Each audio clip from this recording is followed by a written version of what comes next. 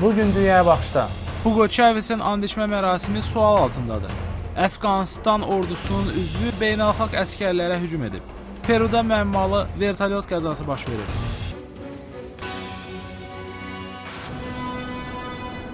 Dünyaya baxışda gündəlik xəbərləri sizə təqdim edirik. Amerikanın səsi, Washington. Venezuela hökuməti prezident Hugo Chavez tərəfdarlarını onun inaugurasiya günü izdihamlı dəstək nümayiş etdirmək üçün küçələrə çıxmağa çağırıb.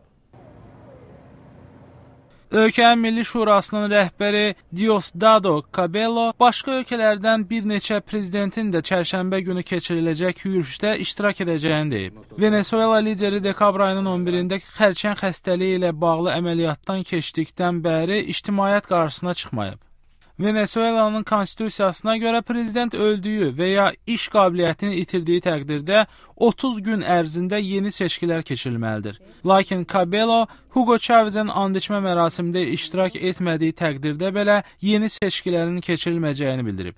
Venezuelada Roma Katolik kilsəsinin rəhbəri dünən bildirib ki, ölkədə sabitlik böhran səbəbindən risk altındadır. Lakin cənab Chavez'in müttəfiqləri onun sonradan ali məhkəmədə and içə biləcəyini deyib.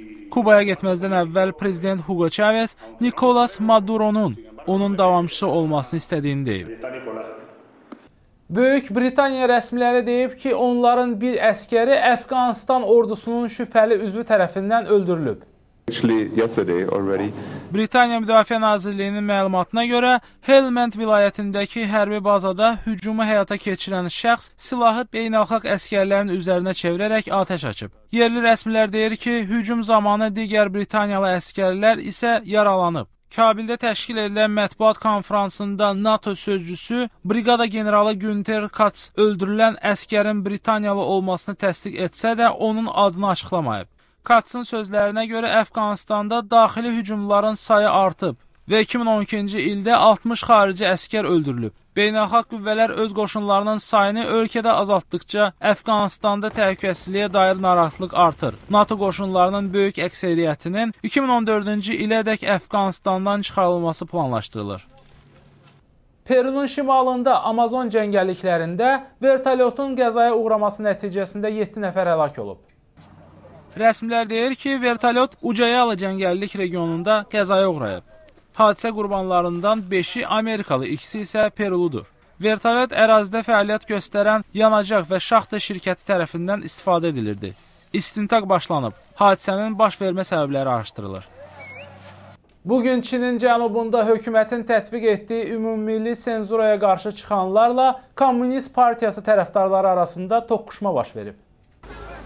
Bu nümayişlər Guangdong vilayətinin həftəlik Cənub qəzeti işçilərinin etiraz tətilinin ikinci gününə təsadüf edir. Jurnalistlər siyasi rəhbərliyi qəzetin işinə müdaxilə etməkdə ittiham edirlər. Əllərində şüarlar tutmuş və media azadlığına çağıran nümayişçilərlə əllərində Mao Zedongun şəkilləri və Çin bayraqları tutmuş dəstə arasında qarşıdurmanın baş verdiyi bildirilir. Nümayişçilər vilayətin təbliğat işləri müdürünün istefasını tələb edirlər. Belə ki, məsul şəxs yeni ildə əlavə konstitusiya hüquqlarının verilməsinə çağrışı əks etdirən baş məqalənin dərc edilməsinə icazə verməyib. Əvəzində Komünist Partiyasının nailiyyətlərini alqışlayan məqalə çap olunub. Qərargahı ABŞ-da yerləşən Sea Shepherd adlı ətraf mühiti müdafiə təşkilatı yeni liderinin rəhbərliyi altında illik balina ovu əleyhinə kampaniyaya başlayıb. Avstraliyanın Yaşıllar Partiyasının sabiq lideri Bob Brown Hobart şəhərində mərasimdə Antarktida sularında Yaponiyanın balina ovçularına qarşı zero tolerans əməliyyatının direktoru kimi təqdim edilib.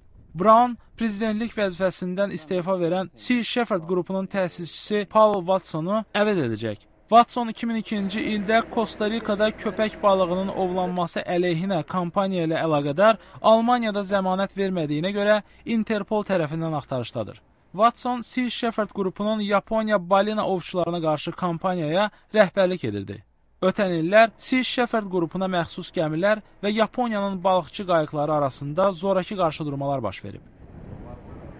Günün mühüm xəbərləri və reportajlarını, habelə bloqlarımızı Amerikanın Səsinin web səhifəsində izləyə bilərsiniz. Ünvanımız 3w.amerikanınsesi.org-dur. Vaşinqtondan Amerikanın Səsinin televiziya studiyasından mən Bəxtiyar Zamanov sizinlə xudafizləşirəm. Salamat qalın.